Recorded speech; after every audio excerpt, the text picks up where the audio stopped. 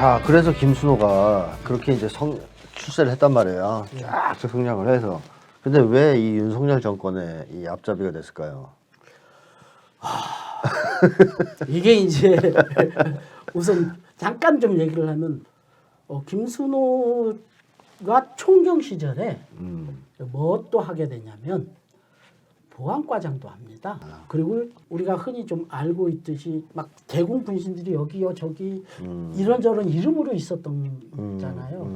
가짜 이름 달고 이제 이런 것들 싹 정리하고 그것에 대한 개편 과정을 주도했던 친구가 이 김순호 과장입니다. 그래서 과장. 지금의 안보수사대죠. 지금의 안보수사대. 네. 우리가 지금 추론을 하면 추론을 해보자면 6월 초에 이 경찰청 치안감 인사가 있습니다. 경찰청 인사가 막 뒤집어지고 뭐 하는 이 사건이 일어납니다. 자, 그래서 결국엔 이제 이때에 연을 갖게 되면서 윤석열 정권과 협력하는 쉽게 얘기하면 검찰 정권의 앞잡이 경찰이 된 거네. 그렇죠. 치안감으로 승진하면서 어디로 가냐면 네. 본인이 했던 안보수사국장으로 갑니다. 그렇죠. 드디어 박처원의 자리로 올라가는 겁니다. 꿈을 이뤘네. 그렇죠. 네. 박처원의 자리로 가는 거죠. 네, 박처원의 자리로. 그러니까 치안 전감으로 승진을 해서 경찰 대학장으로 가요. 네. 근데 여기서 우리가 눈여겨봐야 할 게 네. 왜 갔을까? 그렇죠. 네. 뭔 이유로 왜 갔을까? 거기로 보냈을까? 네. 이 사람은 경찰대학 출신도 아니지 않습니까? 예. 왜 갔을까? 예. 그럼 거기 가서 좀 쉬다가 가라. 예. 이런 의미였을까? 그렇지는 않다라고 보여져요. 그렇죠. 왜냐하면 당시의 경찰국장은 당시에 총리실 산하의 경찰발전위원회, 경찰발전위원회에서 경찰대학, 자치경찰 제도 문제 뭐 이런 것들을 총괄해서 안을 만드는 과정에 있는 그 경찰발전위원회의 간사예요. 경찰국장은 당연직 간사입니다. 그래서 요 경찰발전위원회에 경찰대학에 대한 개편안, 그 다음에 뭐 지방자치도 경찰위원회 제도 개선 뭐 이런 것들을 해서 하는 거예요. 그래서 이 또 취재의 결과 안을 내놨어요. 네. 그 안 중에 하나가 경찰 대학생들은 경위를 답니다. 경위에 임관한다라고 얘기해요. 네네. 경위로 임관을 하는데 네. 이 경위 임관을 폐지하겠다라는 폐지하겠다. 거예요. 시민사회단체 뭐 이런 사람들이 경찰청 앞에서도 시위를 하고 저 경찰대학교에 가서도 시위를 하고 막 그러는데 해라. 그만큼 경찰들도 부글부글 하는구만요. 그렇죠. 사실 경찰대학의 경위 임관을 폐지를 하게 되면 사실상 경찰대학을 형해화시킨다라고 해서 우려하고 있는 게 이제 경찰대학 졸업생들 혹은 경찰대학 출신들의 우려죠. 자, 그럼 그 윤석열 정권이 이 김순호라는 사람을 또 프락치로 보냈어요. 이 사람은 이제 시작도 프락치고 지금도 프락치 역할을 하고 있는데 경찰 내 프락치로 들어가서 검찰 프락치로 들어가서 검찰 정권에 결국 경찰을 약화시키려고 하는 겁니까? 윤석열 정권의 의도는 뭐예요? 이렇게 하는 그렇죠. 그러니까 뭐 이게 이제 양면성이 있는 거죠. 이제 김순호 경찰대학장 입장에서는 일반 경찰들, 일반 출신 그 경찰들의 요구들을 나는 받아들여야 된다. 뭐 이런 외패는 그렇게 하고 있지만 자기는 그렇게 안 해놓고 사실은 경찰대학 출신들이나 경찰대학 입장에서 보면은 스나이퍼죠. 그렇죠. 저격수제. 괜히 분란을 일으키는. 그래서 그쪽에서는 별로 실질적으로 별로 안 좋아해요. 그럼 결국에는 그 경찰을 분열시키는 역할을 한다고 그렇죠. 봐야 되네요. 내부에서 싸움 붙이는. 예. 그리고 항상 그렇듯이 싸움 붙이면 약해지는 거죠. 그렇죠. 서로 싸우다 보면. 서로 싸우다 보면. 그리고 그거를 당연히 검찰은 좋아하겠네요. 그걸 목적으로 하는 거고. 네. 자, 그러면 검찰이 이렇게 경찰을 약화시키고자 하는 어떤 지금 일을 하고 있는 이유가 있을까요? 있죠. 검경 수사 분리 뭐 이걸 주장했기 때문인가요? 그렇습니다. 네. 그 아주 경찰 입장에서는 아까 얘기를 했지만 도덕수리 얘기하면 나도 박처음으로 우리 선배 아니다라 이럴 정도로 나름대로 경찰대학 출신들이나 또는 경찰들이 그 많은 노력을 했어요. 소위 이제 자체적인 노력도 있고 외부적인 노력도 있었고 민중의 지팡이가 되기 위해서 그렇죠. 뭐 다는 아니지만 어쨌든 그런 나름. 흐름들 속에서 경찰청이라는 것도 나온 거 외청으로. 왜냐하면 당시에 이제 이 내무부의 치안본부에 있음으로 해서 정치 권력의 신여고 또 그다음에 정치 공작에 앞장서게 되고 이런 부분들이 이제 문제가 돼서 경찰청으로 독립하고 경찰위원회를 둬서 인사 문제도 좀 적하고 자치경찰제도도 논의가 되고 뭐 이런 과정들이 좀 있었습니다. 또 어떻게 보면 지방자치 선거가 이제 1991년도에 시작이 됐고 95년도에 이제 단체장까지 이제 지방자치가 이제 단체장도 이제 선거로 뽑았지 않습니까? 이러면서 야 경찰도 이제 지방 자치경찰로 가야 되지 않느냐 이런 전반적인 속에서 경찰청이 설치가 됐고 또 이런 경찰청 외청으로 나오면서 그 이전에 이제 나름대로 이 특구 출신 경찰들과의 이런 것들을 이제 단절시키고 막 위해서 인연을 끊기 위해서 81년에 그래도 좀 경찰 대학을 설치를 해서 유능한 엘리트 경찰들도 뽑고 이제 포진도 하고 뭐 이렇게 자리를 잡아가고 뭐 이러는 과정에 이제 문제가 생깁니다. 어떤 문제가 생겼습니까?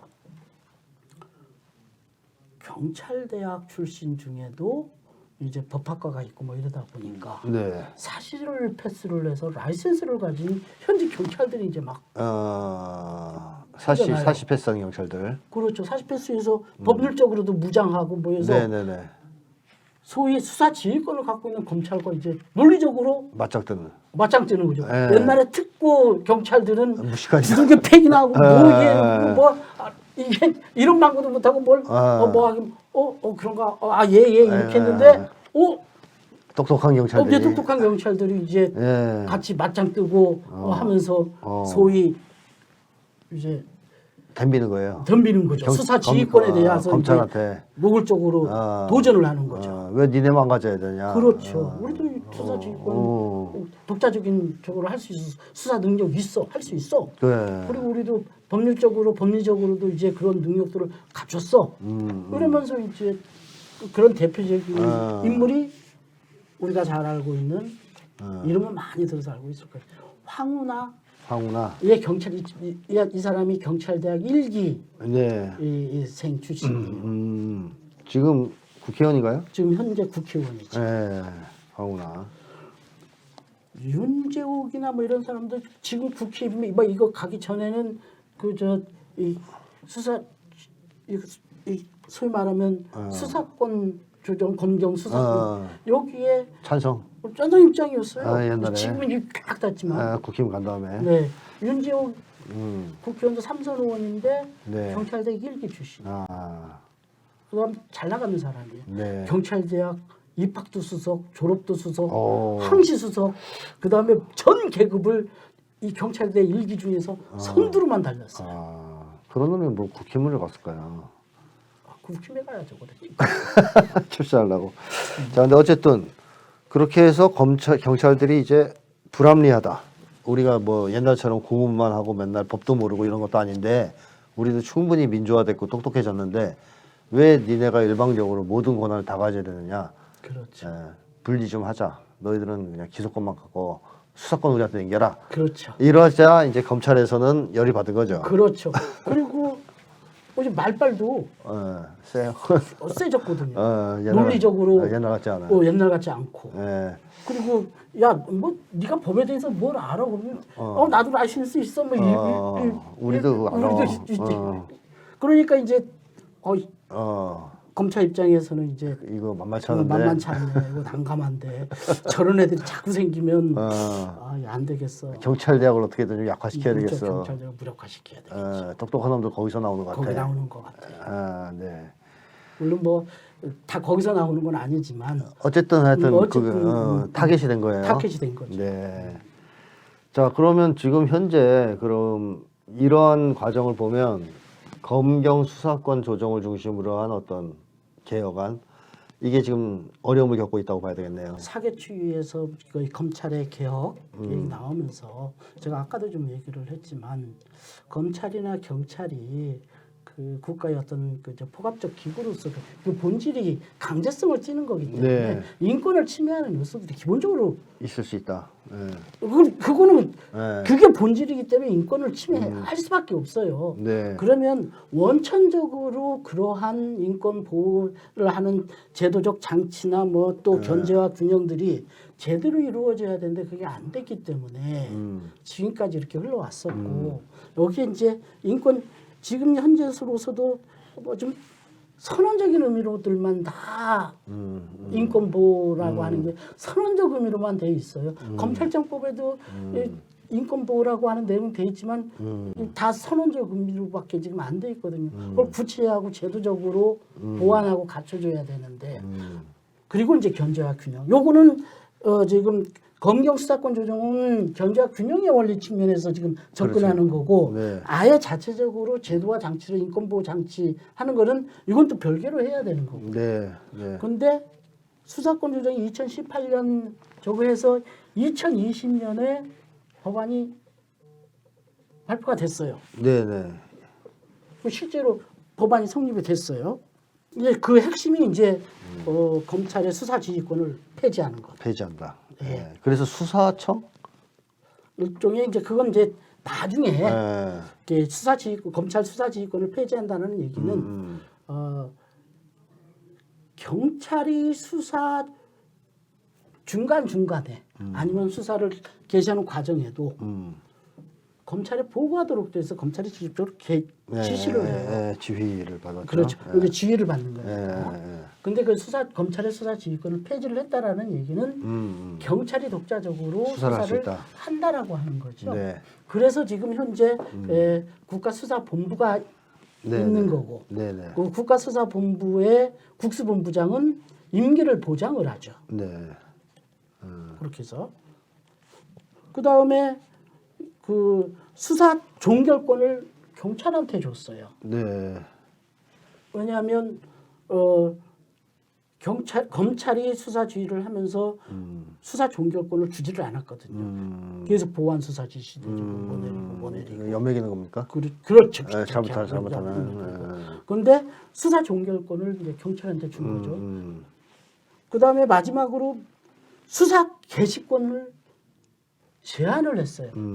검사의 수사 개시권을 제한을 했어요. 몇 가지만 해라 너희는. 그렇죠. 수사 대상과 범죄를 제한을 한 거죠. 네. 이렇게 해서 법안을 통과를 시켰어요. 네. 이게 이제 검경 수사권 조정에 네. 이걸 법무부 장관과 행자부 장관이 만나서 최종적으로 조율하고 한 2년에 걸쳐서 조율도 하고 뭐 하고 2020년에 이제 통과됐다. 법안을 통과를 시켰는데 계속 검찰이 이제 딴지를 건 거예요. 아, 열받아가지고. 그렇죠. 자, 그래서 이거를 상당 부분 무력화시켰다라고도 볼 수 있지 않을까요? 지금 검찰이. 그러니까 그래서 이제 나온 게 이제 소위 뭐 FBI 뭐 이런 얘기들 이 수사 지휘권 문제들을 이제 저거하기 위해서 뭐 이제 국가수사본부가 수사 능력이 있냐 없냐 시비 걸어가지고 뭐 FBI 뭐 이런 얘기들이 나오는 거고 그 다음에 수사 개시권을 아까 제한했다 그랬잖아요. 예. 그 수사의 대상과 몇 가지만 해라. 그 다음에 이 범죄의 종류, 네. 범죄 내용에 대해서 제한을 했는데 요 제한하는 과정에 지난번에 등자가 들어갔어요. 무슨 등. 등. 그러니까 한동훈 법무부 장관이 이 등은 여러 가지 다 할 수 여러 가지 다 할 수 있다 그래가지고 이걸 소위 말하면 형해화 시켰다라고 얘기를. 그러니까 있으나마나하게 만들어버리는. 하려고 지금 시도 중인 거죠. 시도 중이네요. 네. 시행령을 고쳐가지고 자기네들이 할 수 있도록 시도하는 그런 짓을 하고 있다. 그렇죠. 네네네. 알겠습니다. 그러면 이건 견제와 균형의 측면인 거고 사실은 앞으로 경찰이나 검찰이나 또는 다른 이 소위 이 무적법 기구들에 있어서는 인권에 대한 보호에 대한 기본적인 제도 장치 이런 것들을 강화하는 아예 거기다 이 근본적으로 못 박아서 하는 것들이 같이 진행이 되지 않으면 그렇죠. 이 견제와 균형 가지고는 그렇죠. 안 되죠. 당장 지금 보다시피 이 경찰 대학에 저기 보내가지고 무력화시키고 뭐 등자 이거 할 수 있다 그래갖고 형용화시키고 다시 검찰이 그래서 검찰공화국인 거예요. 검찰 파시스트라고 얘기를 하는 거예요. 네네. 맞습니다.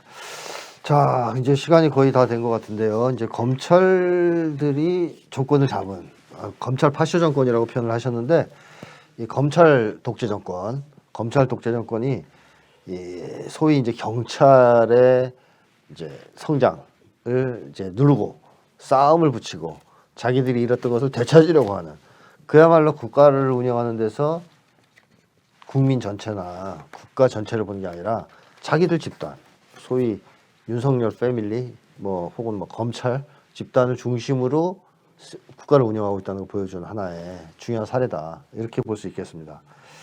앞으로 더더욱 이런 짓을 거침없이 할 것 같네요. 지금 들어보니까. 그렇죠. 네네. 그리고 말씀하신 대로 뭐 경찰과 검찰이 서로 견제를 한다고 해결될 문제는 아니고 이게 국가가 잘 운영되려면 말씀하셨듯이 각 기구별로 인권 장치들이 다 마련돼야 된다 하는 점도 좋은 얘기 같고요. 자, 긴 시간 좋은 얘기 잘 들었습니다. 또 다음 시간에 또 뵙겠습니다. 예?